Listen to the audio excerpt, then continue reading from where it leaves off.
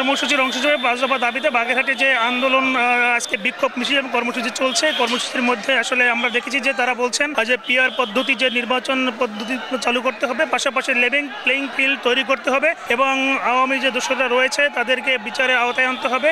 এছাড়া যদি বলি যে অবাধ, সুষ্ঠু, নিরপেক্ষ নির্বাচনের স্বার্থে তারা কিন্তু এই দাবিগুলো তুলেছেন এবং এই দাবি আদায় না হওয়া পর্যন্ত তারা নির্বাচনে অংশগ্রহণ করবেন না। জামাত ইসলাম বাংলাদেশ চাচ্ছে যে আগামীতে যে নির্বাচন হবে সেটা অবাধ, সুষ্ঠু নির্বাচন লক্ষ্যেই তারা কিন্তু মাঠে নেমেছেন। জামাত ইসলামের 5 দফা যৌক্তিক দাবি, এটা সরকার মেনে নিয়েই আগামী ফেব্রুয়ারি মাসে জাতীয় সংসদ নির্বাচন অনুষ্ঠিত করবে। জনগণ ঐক্যবদ্ধ হয়েছে, ইনশাআল্লাহ পিআর পদ্ধতির পক্ষে গণভোট আদায় করে ছাড়বে ইনশাআল্লাহ। আগামী দিনে কী ধরনের কর্মসূচি থাকবে এটা কেন্দ্র সিদ্ধান্ত নেবে।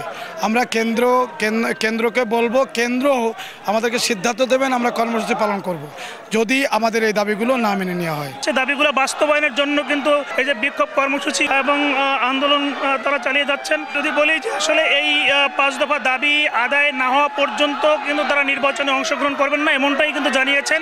এছাড়া যদি তারা এই দাবিগুলো মেনে নেয় তাহলে কিন্তু ফেব্রুয়ারি নির্বাচনে অংশগ্রহণ করবেন, এমনটাই কিন্তু জানিয়েছেন এখানে বাগেরহাটের জেলার নেতৃবৃন্দ জামাত ইসলামীর।